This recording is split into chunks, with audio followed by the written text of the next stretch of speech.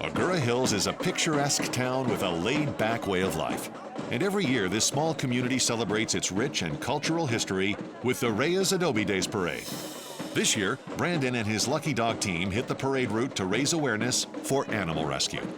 And some of his former students are showing up to support the cause, like Chance, Buddy, Sawyer, surprise! And one particular poodle that made the trek all the way from Missouri just to surprise Brandon, Olive. You came just for this? I told you, we'll surprise you. You'll just never know. I know. Olive came to Lucky Dog Ranch by way of the streets. But Brandon quickly realized that this gentle stray had the perfect temperament for a unique opportunity in the Missouri legal system alongside Lisa Bax. I work at a law firm and I volunteer with CASA, which is a court-appointed special advocate program that works with children who are abused and neglected and going through the court system in hopes to be reunified with their parents. Having seen the stress of the court system on children firsthand, Lisa came up with an idea. Why not incorporate a dog into the process? Lisa would love a therapy dog to help these kids open up. And honestly, I 100% agree that a dog could benefit in this area. But preparing Olive for a life in public service required training and a requisite home check. For that, Brandon reaches out to Chris Kaiser from sponsor Turf Mud. I'm president of the Outdoor Power Equipment Institute, and our organization sponsors Turf Mud. Turf Mud is an education program to teach kids and their families about the outdoors. Accompanying him on these educational pursuits is Chris's own dog, Lucky, the inspiration behind Turf Mud. One of the good things about working with Brandon is we're able to work with folks who adopt dogs on their outdoor space, and so that it benefits their families, the dog, and nature. Brandon knew I was in Jefferson City, so he asked me to swing by Lisa's house to check out the outdoor space. Driving up, I was really pleased to see they had plenty of space for the dog, a lot of green space, and a lot of biodiversity. Hi, Lisa. Chris. How are you? Great, nice to see you. thanks. Good to see Good to meet you. This is Turf Mud. Hi, Turf Mud.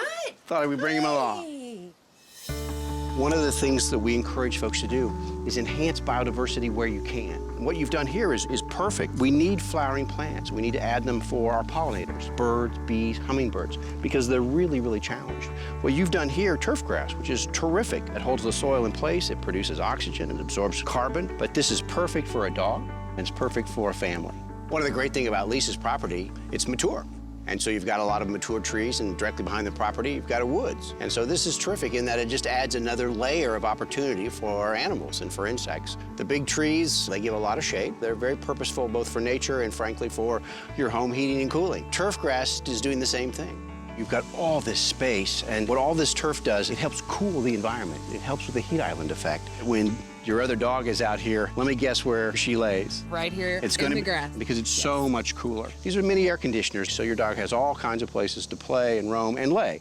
Chris and Lisa cap off the tour by visiting the neighborhood lake. The lake as a water feature is a terrific addition to the local habitat. This is wonderful for anything that's migrating. Water is so critical to nature, and so whoever's put this together has done a wonderful thing for the environment. And it's a wonderful aesthetic place for you to walk your dog. As Chris and I wrapped up, he told me he was going to report back to Brandon, and I am very hopeful that it's a great report.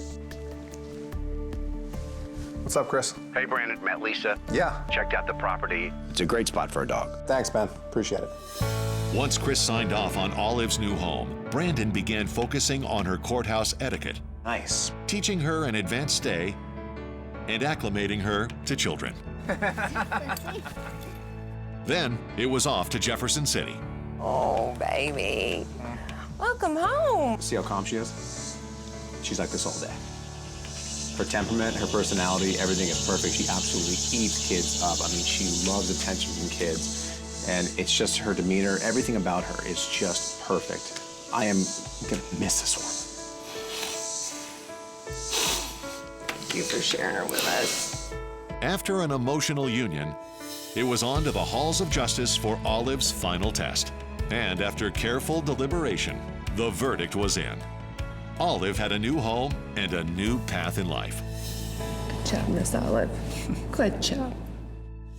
I will be the first to admit this was one of the hardest I ever had to let go. What made it easy to let her go was the fact that I knew, her job was so important. How is she doing with that? She's doing great, Brandon. She is meeting her mission wholeheartedly and putting smiles on children's faces like no other. Tell me a good story how she impacted a young kid's life. Brandon, recently, there was a 4-year-old that had to testify in a closed setting. Afterwards, when the 4-year-old came out, the grandmother came up to us, hugged Olive, hugged me, and said thank you for the support that we had provided to this 4-year-old through this terrible, terrifying time. How has your life changed since you've had her?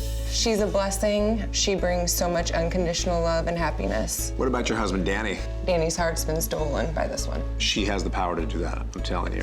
I felt it, everyone felt it. Dogs like this, they're rare, and her spirit just cuts through your emotions like a knife. There's no way to explain it until you meet her. Well, I'm glad you came in town. It was probably the best surprise I've had in a long time, so. She's still all yours. Thank you, Brandon. Brandon believes that every shelter dog deserves a second chance, no matter the shape, the breed, or the size. But he definitely had his hands full when he rescued an 80-pound Rottweiler mix named Brando, especially when Brando's potential new owners made a certain request. Mike expressed a lot of interest in taking Brando to work with him, so today I'm taking Brando to an office to test his office etiquette. He's a 9-month-old puppy that weighs 80 pounds. What could possibly go wrong? Go on, show me what you got. The second Brando gets in there, he literally treats the place like a dog park.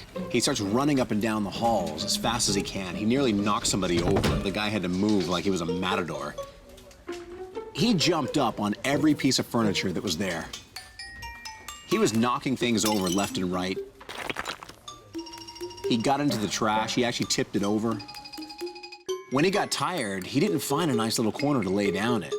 He chose to lie down right behind an office chair, which can be dangerous. And after all this, to add the icing on the cake, he went ahead and relieved himself right in the middle of the office. It was a complete disaster from start to finish. Over the course of Brando's Lucky Dog experience, Brandon introduced him to proper break room etiquette, sharpening his business savvy, and taught him respect for personal space. A little more? You can't just move away, you have to move. Oh, there you go, good, good, good, there you go. But did this training hold up in the real workforce? So, Mike, do you still take him to the office every day? Oh, yes, every day. And he was a challenge to try to train for office etiquette because he was a puppy at the time, but he's an older dog now, so how is he now? Oh, he's great. Everybody loves him. All day, he just sits there by my desk. He just really behaves himself. And when he needs to go out, he just nudges my elbow and lets me know. So he's very good at work. He's a great dog for work. You know, he has a lot of visitors every day. If I don't take him one day, if I have something going on at night, everybody comes over. It's like, where's he at? What happened? You know, so people really miss him when he's not there. But he doesn't get in trouble when he doesn't show up, right? I get in trouble for not bringing him, yeah. Oh, yeah, okay. And we love having him in our family. It's really wonderful to have a dog that keeps us company. We say he's the best dog ever, and we feel that wholeheartedly. Every lucky dog gets an education in the common commands, but some continue their studies even after leaving the ranch. Such was the case with Darby and her new mom, Sarah Perry, a middle school teacher from Santa Rosa Valley. I contacted Brandon because my son was moving out to go to college, and I had recently lost my husband to cancer, and I was thinking that I would like to have a companion. One of Sarah's goals was to enroll her dog in her school's Love on a Leash reading program. But since that required certification as a therapy dog, Brandon needed to make sure Darby was up for the task. For weeks on end, he reinforced her commands and tested her tolerance in different situations. And after a particularly slop-tastic union, it was time to put Darby's hard work to the test. So I know you really wanted her as part of the reading program, and I worked extensively to make sure that she understood all the elements of that program. That's the final test. Let's get over there. Okay. We walk over to the gym where I've set up a simulation of the reading program. There's kids, books, and other dogs. At this point, it's all up to Darby. Sarah is now the handler. I'm gonna sit back and watch. Mr. Dumpy's motorhome.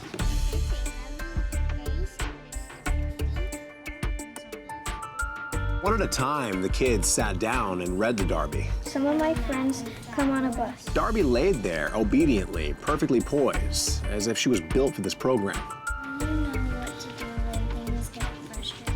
As time went on, Darby felt even more comfortable, so she relaxed even more. At that point, I'd seen enough.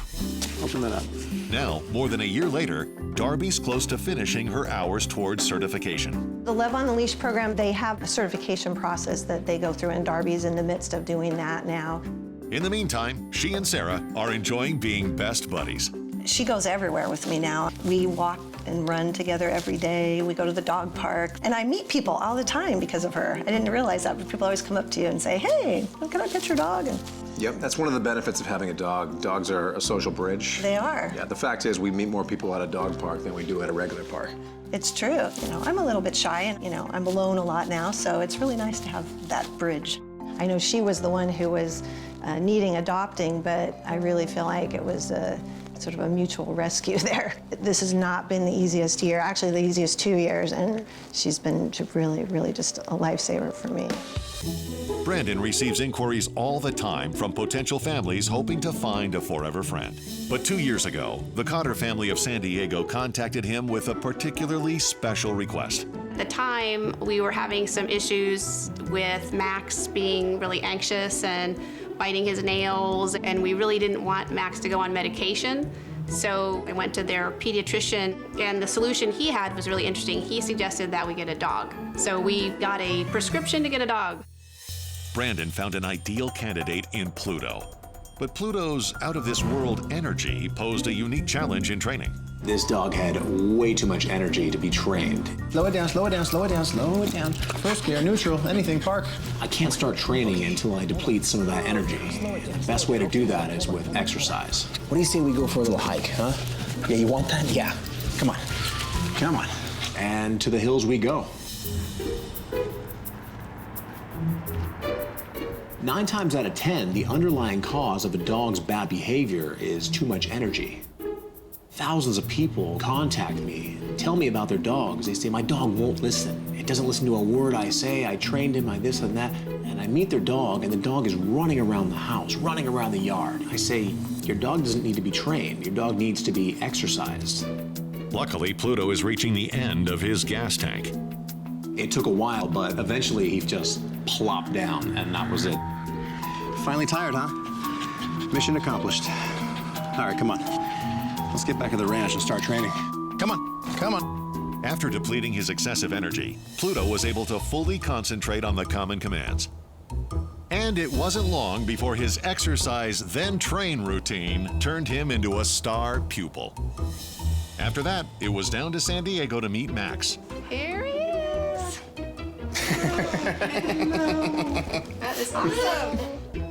And become the newest agent in Colleen's real estate business. Does he come with the house? Is he going to work with you? He does. He goes to work with me every week, and he probably works at about 4 open houses a week. And he helps relax the buyers quite a bit. Pluto has a quiet sales technique. We definitely owe him a few commissions. I remember when you came to me a couple years ago, you said that your doctor said a dog would be beneficial to Max. Have you seen any benefits from Pluto being in the house? We actually saw the doctor last week, just by coincidence, for their flu shots, and he was mentioning again how much a big improvement he's seen in Max being less anxious and less worried. Less biting his nails. Less biting his nails, so it makes a huge difference. Yeah, good. And Pluto's daily exercise routine has even inspired Colleen. With Pluto, I've conservatively lost about 40 or 50 pounds. So Pluto and I get up at about 4:45. We do the exercise routine together. He's gotten really good at yoga. And then we go for a walk. So now I'm back to my regular weight, which is great. Every dog that Brandon rescues has their own unique personality. But some also harbor hidden talents. In Riley's case, it was agility. I reached out to Brandon about 1.5 years ago, and my mom was shortly after that diagnosed with stage 4 lung cancer. I wanted to focus all my energy on her until she said that one of her greatest regrets in life was not having a dog. So I felt like it was the perfect time. After rescuing Riley, Brandon immediately noticed Riley's penchant for standing on his hind legs and decided to test the waters with agility. Agility is a great way to keep a dog physically and mentally stimulated, especially a dog like Riley who just loves to jump. So today I'll be introducing him to his first challenge, the hoop. To do this, Brandon sets the hoop on the lowest possible setting, then creates an alley using 2 fence posts. From there, I take a lure stick and I put a treat in the end of it. Come on, come on. Through there, through there. Good, good, good. So back and forth, I walk him through the hoop. I don't want to take it to the next level until I know he's fine with this one. After a few minutes, I bump it up a notch. The process keeps getting repeated over and over until we get to the point where he actually has to jump through the hoop. I condition him over and over, raising it 1 inch at a time. Good, good, good. Hop, hop, hop. By the end of the session, he was launching through that hoop as if he was Superman. Every dog has a hidden talent, a natural ability, and I've just discovered Riley's. Over the course of Riley's training, Brandon introduced more obstacles and then taught new mom Lisa how to participate. So how's your life changed since he's been in it? It's changed pretty much in every way. Riley has gotten us through a really tough, really sad time. He's been a very happy thing that came in the middle of that and gives us so much love. I'm with him all the time. He loves to just chill out and cuddle. What about agility? Is he still doing it? We're still doing agility. How's he doing at it? He's fantastic. We go to a class once a week. He's learning a lot of new things. I'm learning to be the handler in agility, but he's a star. Are you telling me he's better now at agility than he was when I had him? He is. Really? Yeah. You want to prove it? Absolutely. Come on, prove it. Let's go. Down at the training yard, Riley happily shows off his new skills. Yay! Good boy! And Brandon couldn't be more proud of his former student. Good boy. So he has gotten better. Because of Brandon and the countless number of loving adopters, these gentle, friendly, and talented rescue dogs were given a second chance.